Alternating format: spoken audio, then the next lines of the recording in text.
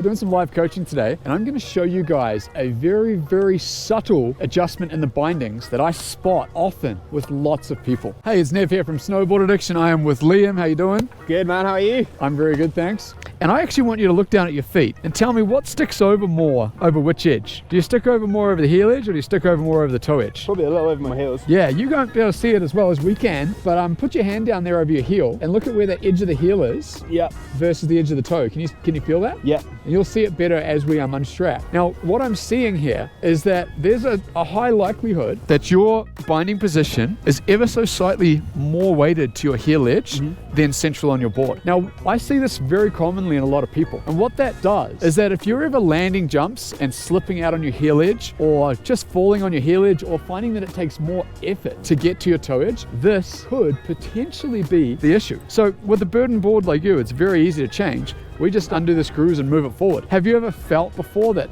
you're slipping out on your heel edge, landing jumps or anything like that? Not a huge amount. So this is a subtle change, and it's totally a personal preference thing. But when I'm riding, I like to be very central over the board this way, so that every move I'm making, if I'm going toe edge or if I'm going heel edge or whatever, I'm central. And that's something that we can play with and see if you like the difference or not. And if not, you can move it right back to where you want. Sweet. Is that cool with you? Definitely. One thing I can definitely spot on your stance, do you ride a lot of power? Some. Because this is definitely set back. Yeah, it's set back too. Which is fine. 1.5, sorry. Yeah, I can visually see smaller tail, bigger nose. And if you ride a lot of power, that's what you want. You want to be riding like that, especially if you're riding mostly in that direction. If your riding preference is park and you're like, yep, I'm just riding park, the best setup you can be is twin. Equal nose, equal tail, because then it's just as easy. Your board's going to perform the same way whether you're going switch or regular. So that depends on what you ride most. Do you have a power board and a park board? I do, yeah. Is this your park board? Yeah. So do you want to be central on this board? Yeah, let's center it up. Okay, cool. And that's your preference. So what I'm going to do, I'm going to make two adjustments to your bindings.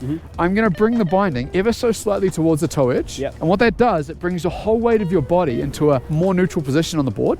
Now you're going to feel that whenever you go for that toe edge turn, it's just going to come around easier. Yeah. Because you have to put less effort to get to that toe edge. The other thing we do is we're just going to even up that stance so that when you're riding switch or regular, it's the same. Sweet, let's do it. Okay, so guys, I have this tool. I carry it around in my pocket. It's super small, it's super easy to carry. It is a tool that you can use with any burden binding or any binding, and it's all you need on the mountain. Packs up, super safe to ride with, takes up no weight. We need to know how wide this is. 22.5. It's 22.5, okay, cool. Yeah, or we can do 22 actually, I think. I think I moved it in the other day. Because if we're gonna bring more tail on, then we need to move that binding up a bit to make it even. Well, I think this is on +1 and this is on -3, yeah. So what we're gonna do is, because we're on the mountain and there's a bit of snow, we're just gonna kind of really subtle movements. All I'm gonna do is make it a little bit forward. Let's say I'm gonna take 1 inch out wide and 1 inch back on the back foot. So I'm moving a whole stance to it just slightly more central. Sure, yeah. And I'm just kind of estimating it because it's kind of hard to always see when it's snowy and stuff. Yeah. So I'm going to try to keep the angles and stuff the exact same. Yeah, touch over 15 works. Okay, so here I go. I got it quite loose. I'm looking at this triangle here. I'm going to go a full inch back. So each one of those triangles is like half an inch. Yeah.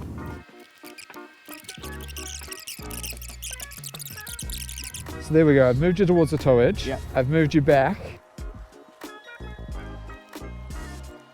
When I do up the screws on a burden board, I crank them super tight because then I want them to be able to ride like that for a couple of weeks. I don't want them to loosen up on me. And those leverage tools like this make it super easy for you to be able to crank it really tight. Okay, does it feel fairly normal? Yeah. Does it feel like the angle that you like? Yeah. Okay, we have made a difference. It's only gone about 1/2 centimeter forward, but right now there is a bit more of a difference and you're looking a little bit more central on that board. Sweet. Yeah. I know what it is. My board is the Burden Custom 154. Your board is the Burden Custom 154 wide. Yep. The 154 wide is generally made for people with bigger boots.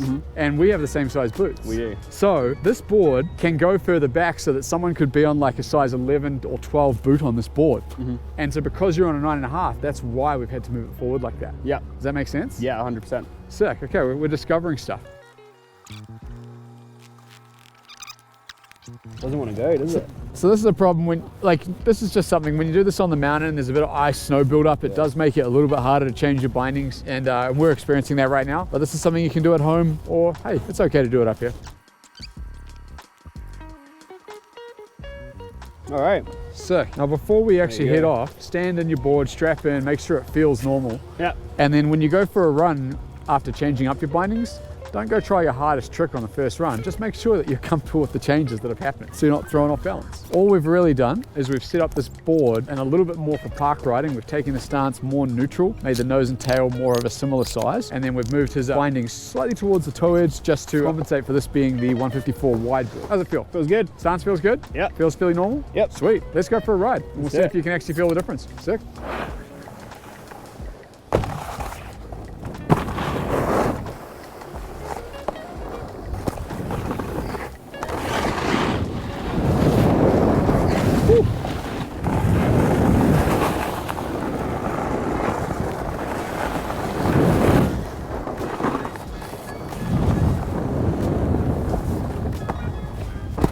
Definitely feels different? Definitely feels different. Now, is that good or bad? Good, I've got more pop. Okay, so the whole point of it is to make you more stable. Yeah. And you're feeling more stable on the pop. Yeah. Good. Yeah. It takes some adjustment, but I like it. So all we did is we took a couple of minor tweaks to some bindings here and gave you like a slightly better setup for the park. And I'm glad to hear you're liking that. Sweet. Sweet. This is Nev Laffer from Snowboard Addiction. Our goal is to improve your riding.